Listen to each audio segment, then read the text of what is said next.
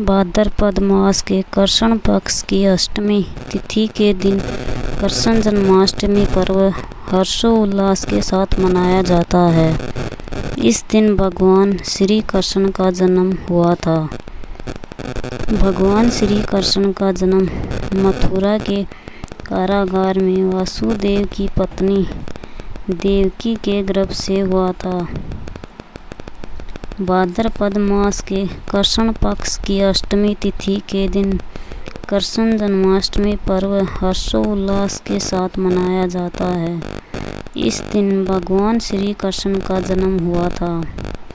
भगवान श्री कृष्ण का जन्म मथुरा के कारागार में वासुदेव की पत्नी देवकी के गर्भ से हुआ था। द्वापर युग में भाद्रपद कृष्ण अष्टमी तिथि की आधी रात को मथुरा के कारागार में वासुदेव की पत्नी देवकी के गर्भ से भगवान श्री कृष्ण ने जन्म लिया था। श्री कृष्ण ने बुधवार को रोहिणी नक्षत्र में जन्म लिया था।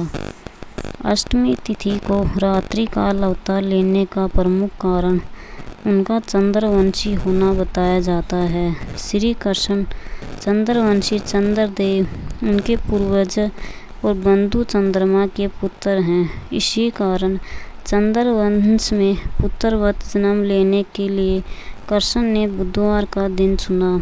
भगवान कृष्ण ने माता देवकी के 8वें संतान के रूप में जन्म लिया था। कृष्ण जी का जन्म मथुरा में मामा कंस के कारागार में हुआ था।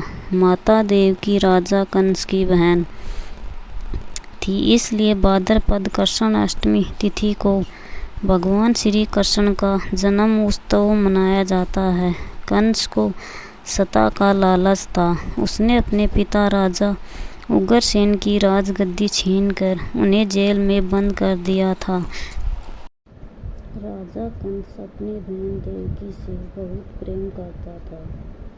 उन्होंने अपनी बहन का विवाह वासुदेव से कराया था। लेकिन जब वह देवकी को विदा कर रहा था, तभी एक आकाशवाणी हुई कि देवकी का 8वां पुत्र कंस की मौत का कारण बनेगा। यह सुनकर कंस डर गया। उसने तुरंत अपनी बहन और उसके पति वासुदेव को जेल में बंद कर दिया। उनके आसपास सैनिकों की कड़ी पहरेदारी लगा दी। कंस अपनी मौत के डर से देवकी और वासुदेव की 7 संतानों को मार चुका था। भाद्रपद मास कृष्ण पक्ष की अष्टमी तिथि को रोहिणी नक्षत्र दिन बुधवार की अंधेरी रात में भगवान कृष्ण ने देवकी के 8वें संतान के रूप में जन्म लिया। श्री कृष्ण के जन्म लेते ही कोठरी प्रकाशमय हो गया। तब तक आकाशवाणी हुई कि विष्णु जी ने कृष्ण जी के अवतार में देवकी के कोख में जन्म लिया है। उन्हें गोकुल में बाबा नंद के पास छोड़ आए और उनके घर एक कन्या जन्मी है। उसे मथुरा लाकर कंस को सौंप दे। भगवान विष्णु के आदेश से वासुदेव जी भगवान कृष्ण को सूप में अपने सिर पर रखकर नंद जी के घर की ओर चल दिए। भगवान विष्णु की माया से सभी पहरेदार सो गए। कारागार के दरवाजे खुल गए। आकाशवाणी सुनते ही वासुदेव के हाथों की हथकड़ी खुल गई। वासुदेव जी ने सूप में बाल गोपाल को रखकर सिर पर रख लिया और गोकुल की ओर चल पड़े। वासुदेव भगवान कृष्ण को लेकर नंद जी के यहाँ सकुशल पहुँच गए और वहाँ से उनकी नवजात कन्या को लेकर वापस आ गए। जब कंस को देवकी की 8वीं संतान के जन्म की सूचना मिली, वह तत्काल कारागार में आया और उस कन्या को छीनकर पृथ्वी पर पटकना चाहा, लेकिन वह कन्या उसके हाथ से निकलकर आसमान में चली गई। फिर कन्या ने कहा, हे मूर्ख कंस, तुझे मारने वाला जन्म ले चुका है और वह वृंदावन पहुंच गया है।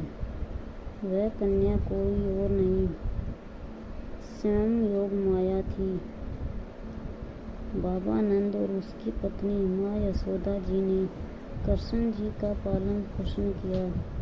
राजा कंस ने कृष्ण जी का पता लगाकर उन्हें मारने की खूब कोशिश की, लेकिन कंस की सारी कोशिशें विफल हुई और कृष्ण जी को कोई मार नहीं सका। अंत में कृष्ण ने कंस का वध किया। राजा उग्रसेन को फिर मथुरा की राजगद्दी सौंप दी। इस तरह से जन्माष्टमी की व्रत कथा पूरी हुई।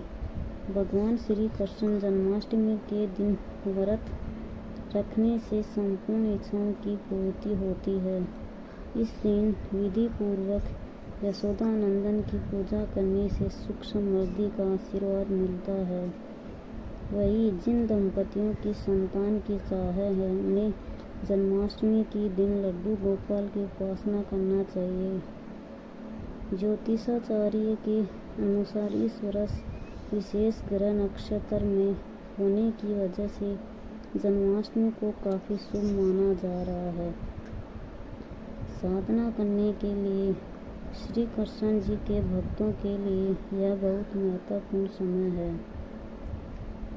वैसे तो हर जन्माष्टमी शुभ होती है और श्री कृष्ण भक्तों के सारे दुख हर लेते हैं, लेकिन अगर आप विशेष काल और नक्षत्र में भजन कीर्तन के साथ श्री कृष्ण कथा और लीला अमृत का पाठ करते हैं तो इससे भगवान श्री कृष्ण प्रसन्न होंगे।